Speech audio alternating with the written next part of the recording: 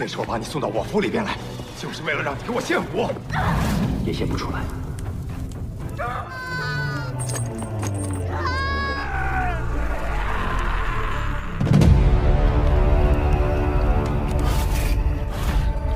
小宝贝儿，大人，我马上去。漆黑，你来了。救我吗？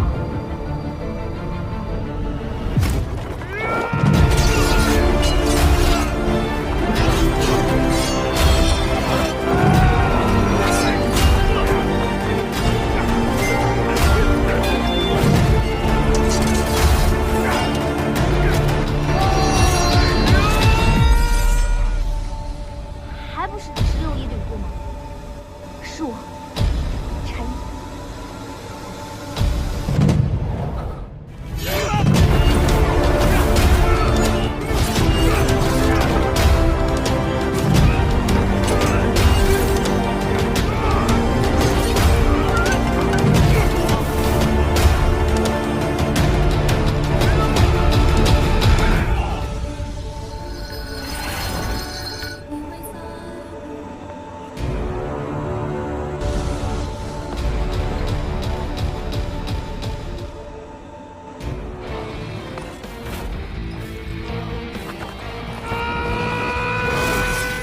Cerita bermula di dalam kegelapan, ketika sejumlah anak-anak buangan dikumpulkan untuk dijadikan eksperimen.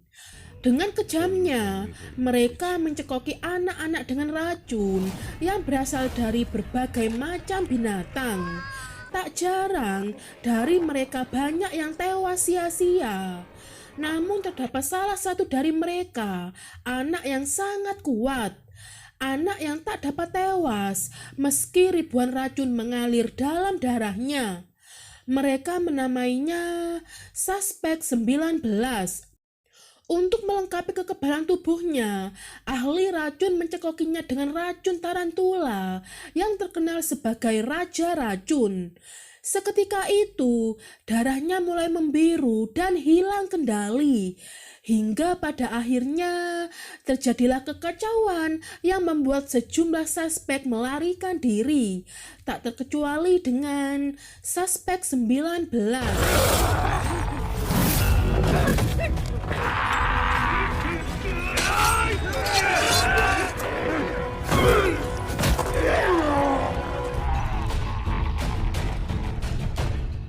Beralih di tengah hutan belantara, ketika seorang gadis bernama Canyi tak sengaja menemukan Suspek 19 yang tidak sadarkan diri.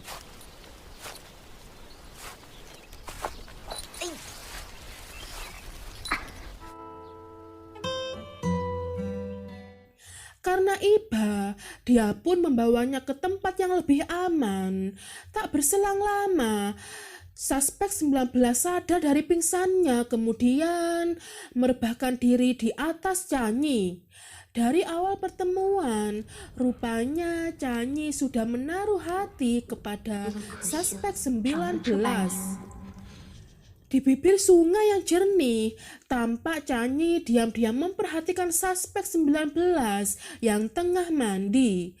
Melihat ketampanan Suspek 19 yang begitu menggairahkan, tentu saja membuat Canyi semakin tak berdaya dan kelepek-kelepek dibuatnya.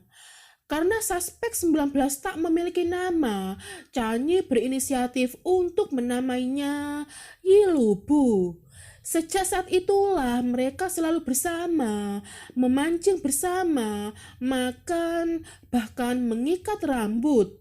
Pertemuan yang singkat membuat keduanya begitu akrab. 这不太好吧？要好看。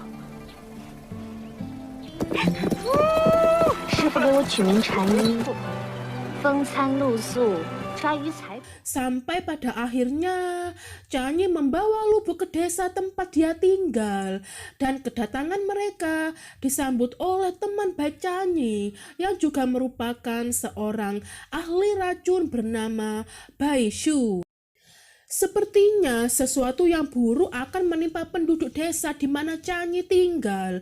Terbukti ketika sejumlah pasukan milik Raja Dongzhuo mendatangi desa mereka untuk mencari keberadaan Lu Bu. Tanpa belas kasih, mereka melukai sejumlah warga dan mengumpulkannya agar bersedia menunjukkan di mana Lu Bu berada. Lu Bu yang menyaksikan semua warga tewas dibantai tentu saja murka dibuatnya, kemudian balik menyerang mereka secara brutal. Beruntung, Rubais, kuda putih kesayangan Chanyi muncul dan segera membawa mereka lari untuk menyelamatkan diri.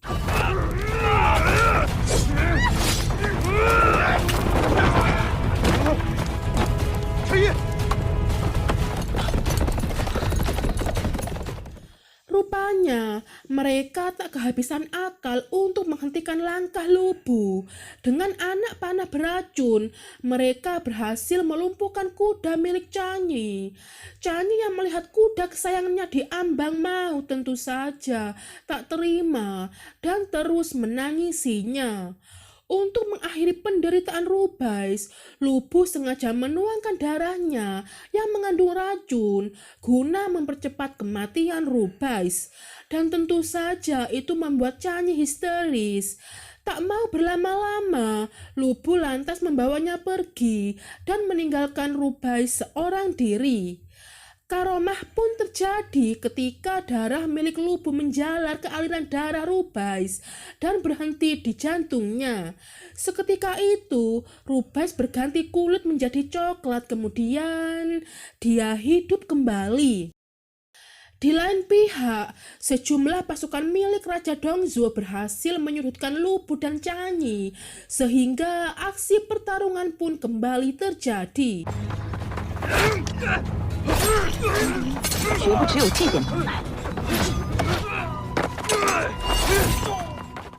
Naas, tubuh Chanyi tanpa sengaja terdorong Lu Bu hingga membuatnya bergelantungan di tebing jurang. Itulah saat terakhir Lu Bu melihat Chanyi, di saat Chanyi memutuskan untuk melepas genggaman tangan Lu Bu. Pada saat itulah mereka berhasil membawa Lu Bu kembali dan mempertemukannya dengan Raja Dongzhuo untuk kali pertama. Agar Lu Bu patuh dan setia kepada raja, penyihir memutuskan untuk mencuci otaknya dan menghapus semua ingatan manisnya. Sekarang, Lu Bu terlahir dengan identitas baru, yaitu anak angkat Raja Dongzhuo sekaligus menjadi boneka mainannya. Inilah Panglima Jenderal Lu Bu, putra angkat Raja Dongzhuo yang terkenal dari penghujung zaman dinasti Han. Berkat kehebatannya, ia dijuluki Sang Jenderal Terbang. Beralih di kediaman Baishu, tampak Menteri Situ yang tengah menghampiri Baishu guna memperoleh racun yang dapat mematikan Raja Dongzhuo. Mendengar rencana Menteri Situ, pada awalnya Baishu menolak membantunya. Namun karena Menteri terus merayunya, alhasil dia pun menyetujuinya. Namun racun yang diberikan bukanlah racun biasa, melainkan sebuah racun yang hanya dapat mematikan melalui berhubungan intim. Yang jadi pertanyaan, siapa wanita yang bersedia melakukan misi tersebut? Beberapa saat kemudian, mereka dikejutkan oleh kedatangan seorang gadis yang mengaku bersedia untuk melakukan misi. Wanita itu memperkenalkan dirinya sebagai Diao Chan. Rupanya wanita tersebut merupakan Chanyi. 3 tahun yang lalu, Baishu menemukan Chanyi yang tak sadarkan diri karena jatuh dari tebing. Kemudian Baishu merawatnya dan mengubah penampilannya.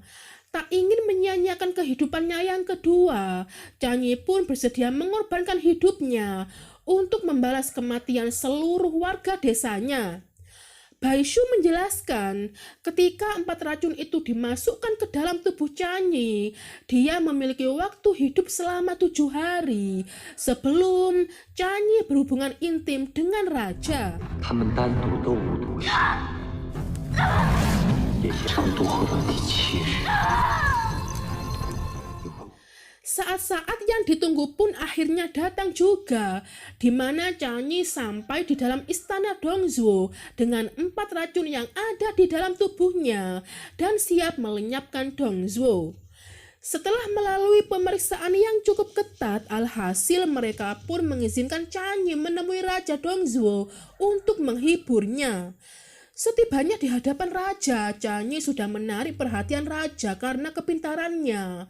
Tak butuh waktu lama, dia pun segera melucuti pakaian yang dikenakan Chanyi untuk menikmati tubuhnya.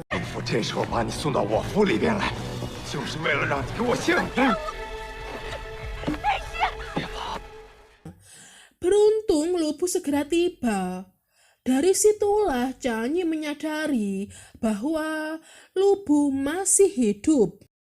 Sadar Lubu masih hidup, Chanyi pun berubah pikiran dan memohon kepada Baishu agar mengeluarkan kembali 4 racun dalam tubuhnya, agar dia bisa kembali bersama dengan pria yang dicintainya. Namun sayang sekali, Baishu tidak bisa menolongnya karena racun sudah menyebar di tubuhnya. Di siang hari yang cerah ditemani Rubais yang sudah berganti warna, diam-diam Chanyi menemui Lubu.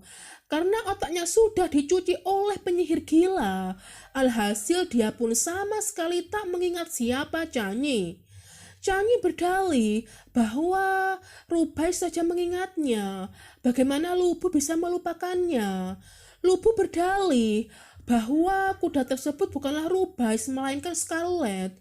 Tak mau menyerah, pada kesempatan berikutnya, diam-diam Chanyi memberikan obat yang bisa membuat Lubu teringat akan masa lalunya. Namun lagi-lagi usahanya sia-sia, karena di baliknya ada penyihir gila yang selalu mengontrol jalan pikirannya.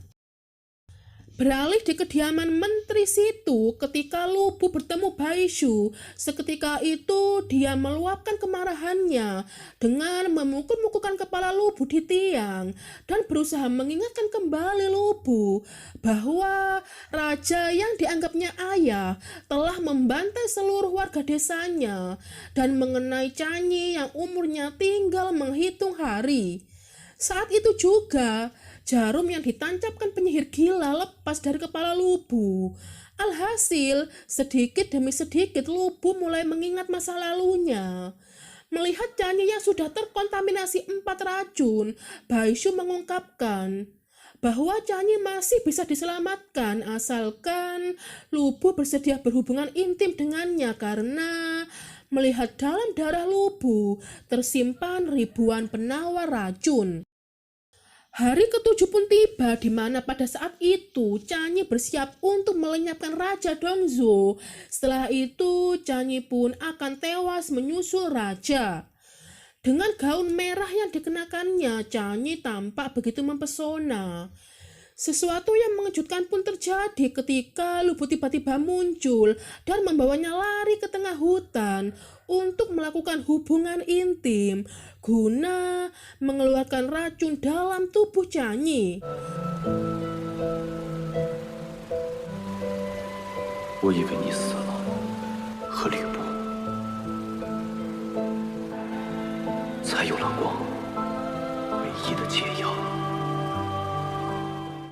Setelah usai, mereka dikejutkan akan kemunculan sekawanan prajurit milik Dongzhuo yang berniat menghabisi Lubu dan membawa Chanyi pergi.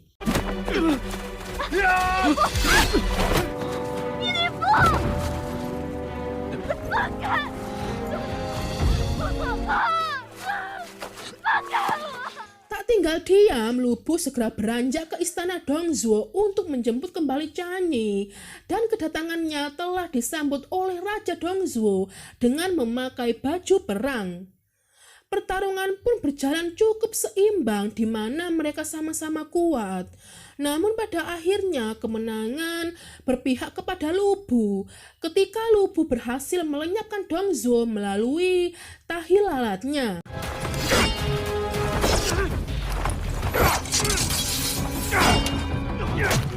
皮肤可以炼成铜皮铁甲，而志却不能。Tak ingin Lubu menderita lebih dalam lagi, Canyi memutuskan untuk menghilang dari peredaran bumi. Sejak saat itulah Lubu berhenti berperang, meninggalkan istana, dan menghabiskan waktunya berkeliling dunia untuk mencari Canyi melalui selembar lukisan. Tibalah saatnya Lubu menghampiri wanita renta untuk menunjukkan lukisan Canyi.